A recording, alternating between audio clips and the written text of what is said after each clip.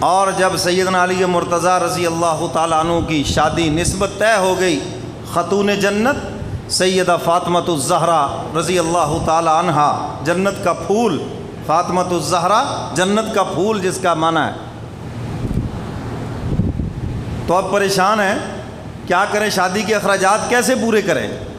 اور یہ بھی آپ کو بتاؤں کہ شادی کے اخراجات ود جہیز کھانا دلہا کے ذمے ہے۔ کس کے ذمے؟ مولوی صاحب یہ کہڑا مسئلہ دس دیتا ساڈے گھراں 'چ فساد پانا ہے تسی؟